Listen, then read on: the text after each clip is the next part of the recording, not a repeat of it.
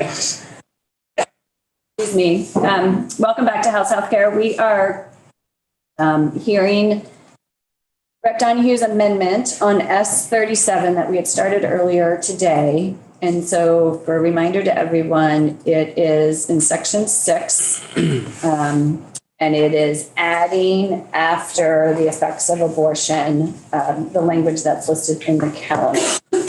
So we had a little bit of discussion and then we had to get to the floor.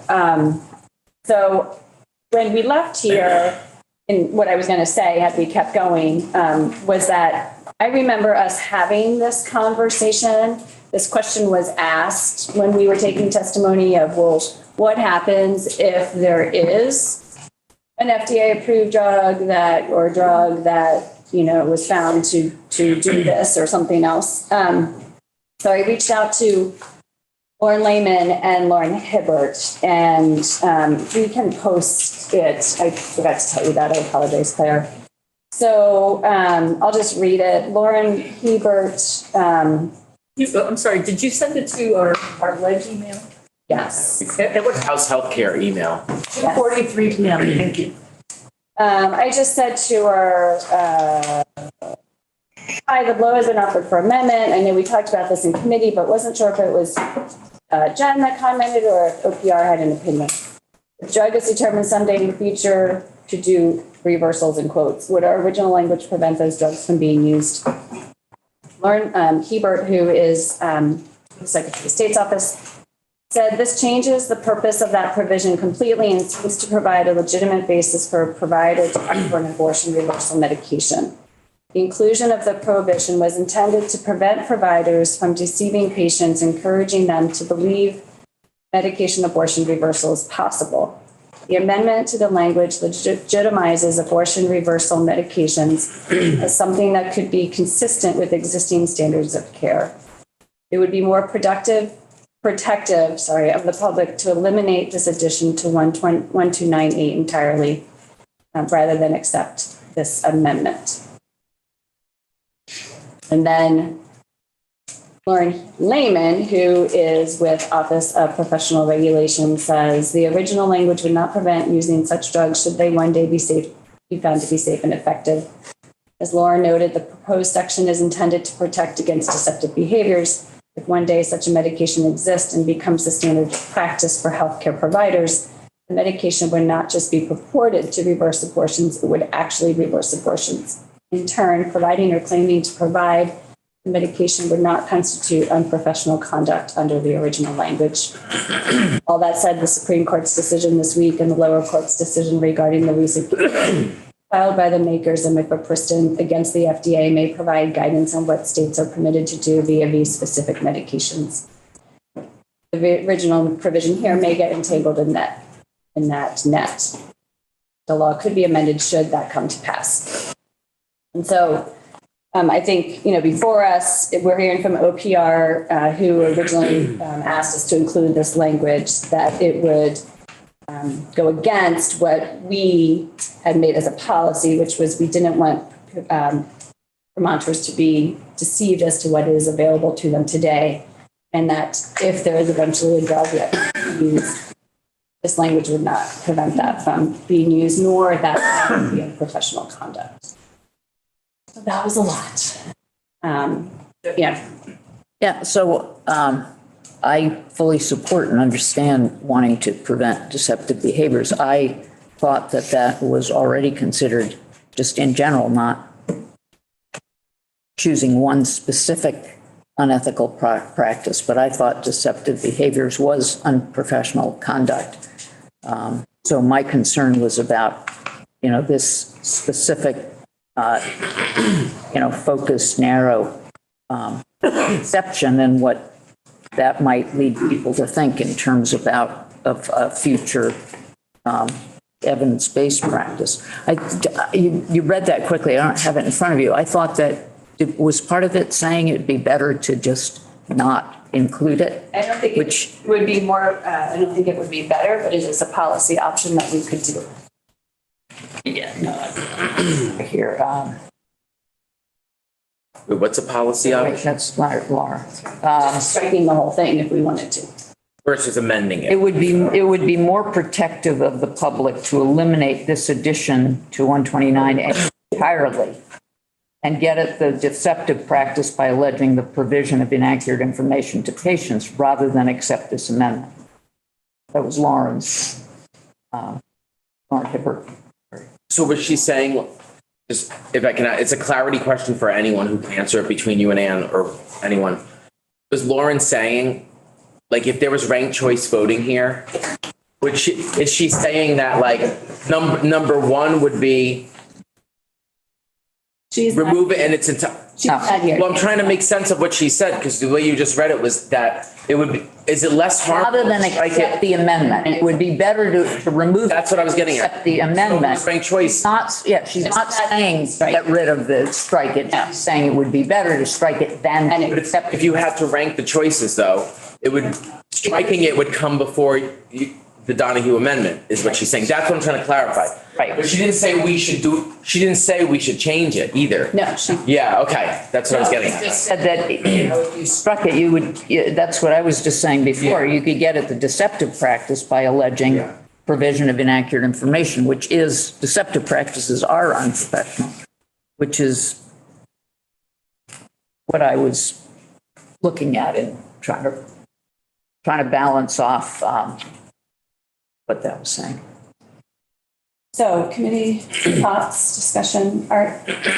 You know, my feeling, I think we should take 29 right out of there. I don't know why we specify one specific thing. Okay. If it's the only thing where there's ever, because I agree with it, Lord, but On that note, does anyone remember why we added it in if we didn't have to? came at the end, I thought. Right. Okay, Yeah, okay, forward. they actually came with it. Yes. Okay, so it's not like it came over from the Senate. They came in and said, Yes. Who's they? OPR, I'm sorry. Yeah. I would like to leave it. We did a lot of work. We took a lot of testimony. It came from them, the people that are the regulators who understand the situation deeply. And I would like to leave it at this point. And if we have to deal with something in the future, we can.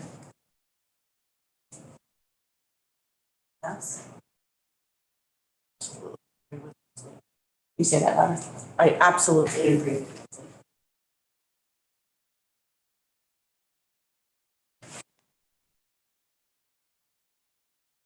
Right? I would support leaving it alone, but I have to be honest that I lean towards Art's position of taking it out. And because I feel like there is some, as we've been like hearing the amendments, I feel like we're in the middle of like a culture war and like it's escalating nationwide. And so like these little things everyone keeps doing is escalating the conflict. And it's forced us into these debates about the details of things that like, this thing or that thing, this thing or that thing.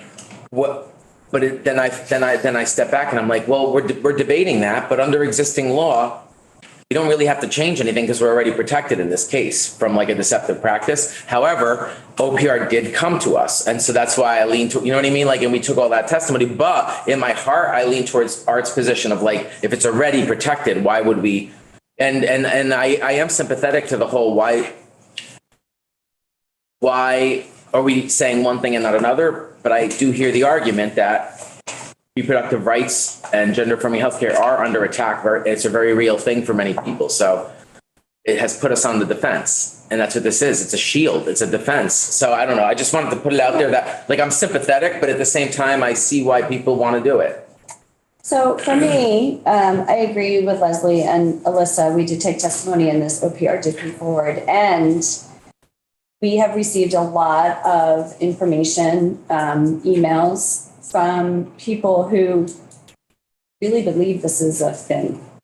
And it's not a thing right now. And anyone who is telling a person who is pregnant it's a thing is being deceptive.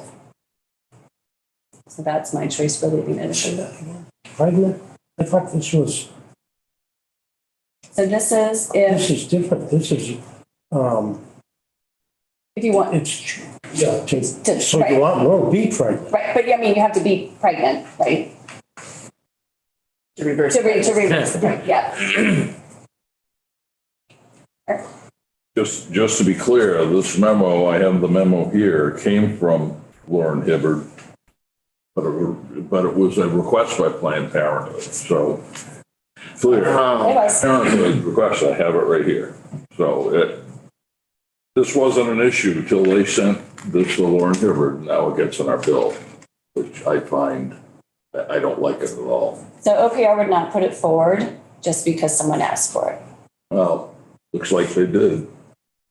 I agree with that. National Council contacted OPR to recommend additional changes to 3 BSA, blah, blah, blah. And it says, provide or claim to provide services or medication that will result in a medication abortion.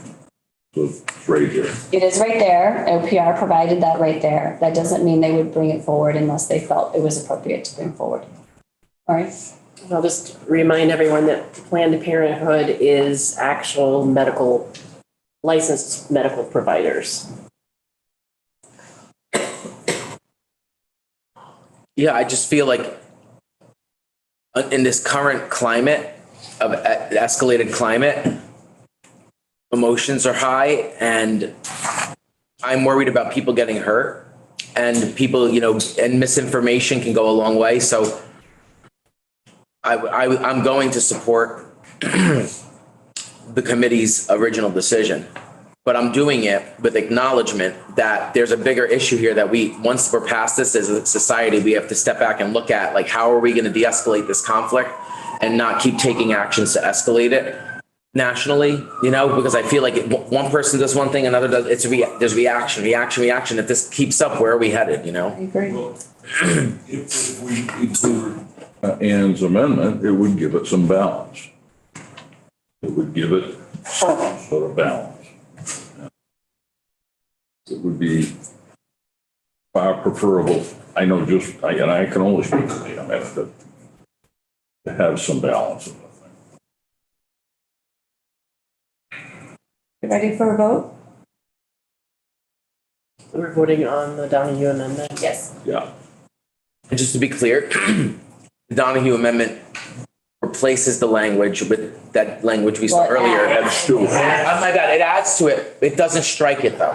Correct. So we're voting on an amendment that adds language. Adds language. Just to be clear. The end of the. Not replace, I'm sorry. It's adding language to protect people that would get involved with this if there was a pill. If people purporting that something works though, that's the trick. There is a pill, but the point is the evidence isn't there that it actually is safe to use, correct? Right, this is my Yeah. thing. If something is available that is approved standard of practice and within the scope of license, Right. as opposed to misinformation in general or by people who aren't providers and who are purveying something that's false. Leslie? I totally understand what you're saying, and there may be someday a proven and standard of practice medication that does that, but it doesn't exist now. It's hard for me to imagine supporting some possibility in the future, and that's where I'm kind of stuck. So thank you for thinking about it, but I'm having a hard time with that. All right, we need to vote because we need to be back on the floor very shortly. All those in favor of accepting Ann's amendment, raise your hand. 3. All those opposed? So 8. It's a double effect. Thank you, Ann, very much. What was the count? 8-3, It was 3-8. 3-8. Yeah.